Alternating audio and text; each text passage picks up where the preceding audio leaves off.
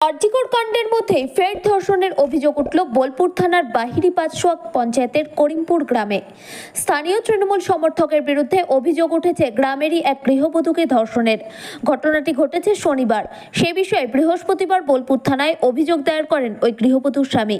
জানা গিয়েছে, করিমপুর গ্রামের তৃণমূল সমর্থক ফিরোজ খান দীর্ঘদিন ধরে ওই গৃহবধূকে বিরক্ত করত রাস্তাঘাটে এবং তাকে কুপ্রস্তাবও দিত, কিন্তু সেই প্রস্তাবে ওই গৃহবধূ সাড়া না দেওয়ায় ধর্ষণ করার চেষ্টা করে বলে অভিযোগ।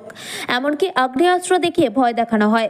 এমনকি ধর্ষণের চেষ্টা করার সময় ওই গৃহবধূর 4 বছরের পুত্র সন্তান ঘটনাস্থলে চলে এলে সেই সময় সে চিৎকার করতে শুরু করলে অভিযুক্ত পালিয়ে যায়। লোকলজ্জার ভয়ে গত কয়েকদিন ধরে অভিযোগ করতে পারেননি ওই গৃহবধূ। তারপর এদিন তিনি তার স্বামীর সঙ্গে বোলপুর থানায় এসে ওই ব্যক্তির বিরুদ্ধে অভিযোগ দায়ের করেন। অন্যদিকে অভিযুক্ত ব্যক্তিকে ফোন করা হলে তিনি এই বিষয়ে কোনো কথা বলতে চাননি। বোলপুর থানার পুলিশ ঘটনার তদন্ত করছে। আমি যখন রাস্তাঘাটে বেরোতাম আমাকে বিরক্ত করতো, সবসময় জ্বালাতন করতো আমাকে টাকা পয়সা লোভ ধরাতো, দেখানোর জন্যে, ওর থাকার জন্যে এইসব করতো। না করলে পিস্তল মাথাতে লাগিয়ে ভয় দেখাতো, মেরে দেবো, এইসব অনেক কিছু করতো। তারপরে আমাকে একা পেয়ে জল আনতে গেছিলাম, একা পেয়ে আমাকে অন্য একটা বন্ধ করে দিয়েছে। আমার সাথে জোরজবরদস্তি করে আমাকে ধর্ষণের চেষ্টা করে, আর সেটা আমার 4 বছরের ছেলে দেখে। আর ও সেটা বলতে গিয়ে আমার ছেলেকে বস চেপে মারার চেষ্টা করে আমার বাচ্চাটাকে। কি কারণে দিদি, এই কারণটা কি, কেন হুমকি দিত আপনাকে? কারণ ওর সাথে আমাকে রিলেশনে থাকতে বলতো, এটাই। আর আমি সেটা ওর সাথে থাকতে চাইনি, তার জন্য। কি নাম তার? ফিরোজ খান। ফিরোজ খান কি করে? সে কি করে? ওরা পার্টি করে। কোন পার্টি? ওরা টিএমসি পার্টি করে। ঘটনাটা কবে এবং কোথায় ঘটেছিল? ঘটনাটা আমার গ্রামেই ঘটেছে। হ্যাঁ, দিন 12টার সময়। দিন 12টার সময় কবে ঘটেছিল? কবে? শনিবার দিন। তা আপনি এতদিন পরে অভিযোগ করছেন কেন? কারণ আমার স্বামীর ভয়ে আমি হয়তো বলতে পারিনি যে আমার স্বামী এসব জানলে আমাকে নিবে না, মারধর করবে, এই ভয়ে আমি বলি না আমার স্বামীকে। তার জন্যে আমি আত্মহত্যার চেষ্টা করেছিলাম নিজের সম্মান বাঁচানোর জন্য। কে করেছে? কে হসপিটালে ভর্তি হয়েছিল? হ্যাঁ, আমি এখনো আছি। আমি এখানে রিপোর্ট করার জন্য বাইরে বেরিয়ে এসেছি হসপিটাল থেকে। যার বিরুদ্ধে অভিযোগটার নাম কি? ফিরোজ খান। ওটা বলুন। ফিরোজ খান। বাড়ি কোথায় তার? করিমপুর। ঠিক আছে। কি হয়েছিল? ঘটনাটা হয়েছিল, আমি ছিলাম না, বাইরে গিয়েছিলাম, আমি চেন্নাই গিয়েছিলাম। আমার স্ত্রী বাড়িতে থাকে, বাড়িতে থেকে আমার স্ত্রী একা শুয়ে থাকে বাড়িতে, গিয়ে দরজা ঠুকঠুক করে জানলা লড়াই, তারপরে ঢালা মারে।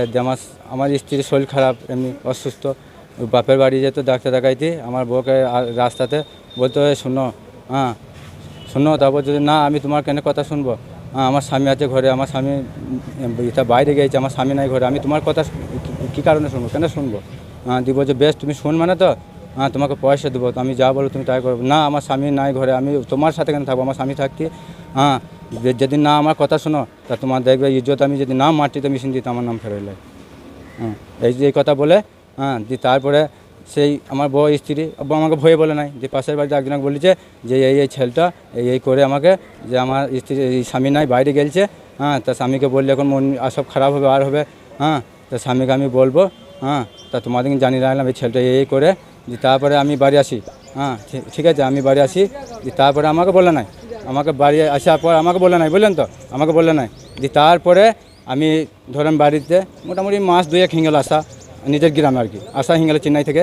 যে তারপরে আমি এটা বাইরে ভূমি রাইতে যাই, কাজ করি আর কি, যে ভূমি রাইতে যাই। যে তারপরে এই ঘটনাটা, আমার স্ত্রী জল আনতে যায়, আমার স্ত্রীকে ধরে ফেলে দেয়, গোয়ালে ভরে টেনে নিয়ে যায়, হাত পায়ে বেঁধে দেয়, বুঝলেন তো। বেঁধে দিয়ে আমার ধরে গলায় ধরে ফেলে দিয়েছে, যে আমার স্ত্রীর ওপরে চেপে আছে, অত্যাচার করছে। যে আমার এই বাচ্চাটা 4 বছরের বাচ্চা, ও আসে দিয়ে ও ছাড়াই, যে আমার মাকে এরকম করছো, ছাড়ো, বলছে সরে যা, নাহলে তোকে কিন্তু মেরে ফেলবো, বস্তা চাপা দিয়ে মুখ ঢেকে দিই, তোকে মেরে ফেলবো, পালা এখান থেকে। এই আমার ছেলে আছে 4 বছরের বয়স। কে করেছে ঘটনা? ফিরোজ খান। কে হয়েছে? সে আমার এমনি কেউ হয় না নিজের। পার্টির সঙ্গে যুক্ত? হ্যাঁ, কোন পার্টি? তৃণমূল পার্টি। তৃণমূলে কোনো দায়িত্ব পদে রয়েছে সে? হ্যাঁ, সে এই ইতে আছে, এই পার্টিতেই আছে।